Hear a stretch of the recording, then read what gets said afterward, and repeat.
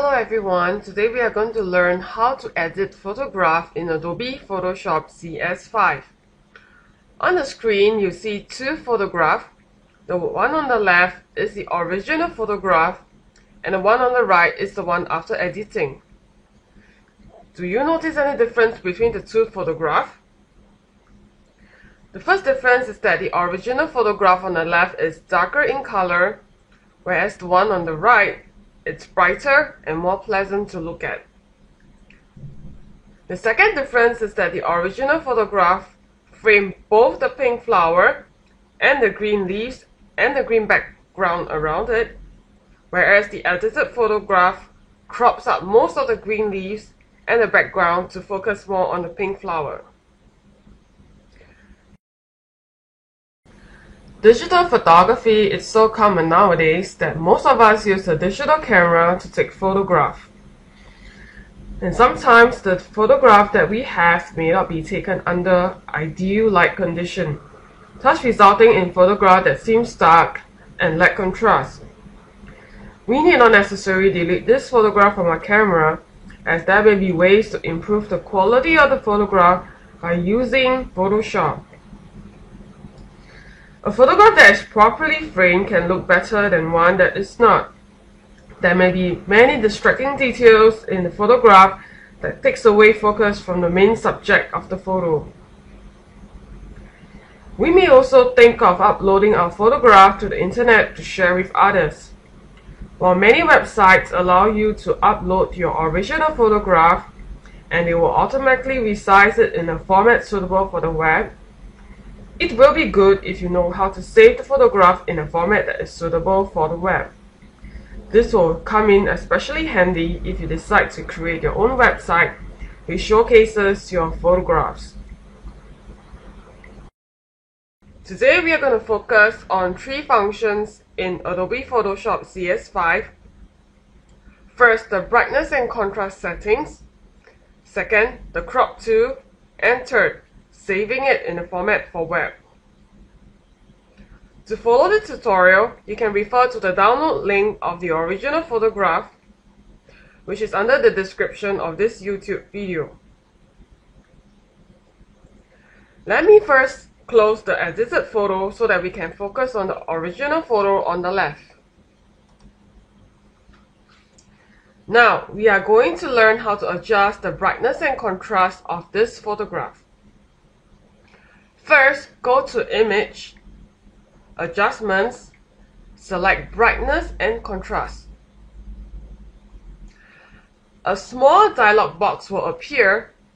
Make sure the Preview option is checked so that we can preview the changes in the photograph as we adjust the settings.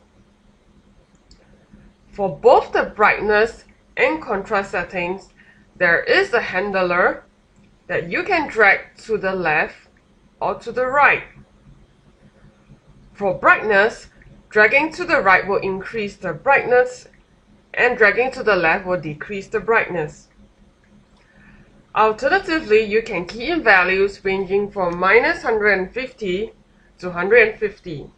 Looking at the photo on the left as we adjust, a setting of around 50 looks adequate. So I'm going to key in 50, which makes the photo look really nice. Contrast is the difference in brightness between the light and dark areas of the photograph. Decreasing it, and you see the photo doesn't have a lot of drastic changes. We adjust it to the right to increase the contrast. It looks too intense, which I think doesn't make the flower look nice. So I think it's best that I'm going to keep it at 0. So to confirm the brightness and contrast setting, click OK. Next, we're going to learn how to crop a photograph. Select the Crop tool on the toolbar. Click and drag to indicate the area that you want to crop, and then release the mouse click. Once you release the mouse click, the software will automatically give you a preview on how the photograph might look like after cropping.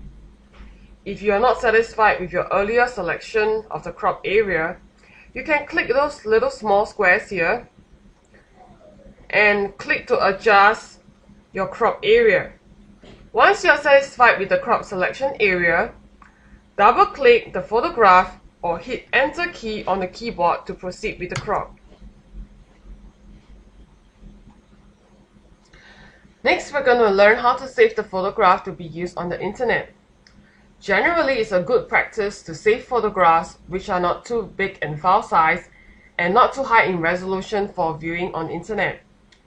Files that are too big in size can take a while to download. In this example, I'm going to show you how to save the photograph for use on the internet. First, go to File, go to Save for Web and Devices. This window shows you a number of settings that you can select for your photograph, as well as the preview window. Now in this window, currently we can't see our photograph properly because our original photo is too high in resolution. So what we can do now to preview the whole photograph is to go down to the zoom level here and select Fit in View. This will fit the whole photograph into the view of the window. Let's go to the image size over here. This shows the original width, which is indicated by W, and the original height indicated by H of our photograph. PX stands for pixels, which is a common measurement of photograph, whether in Photoshop or on the internet.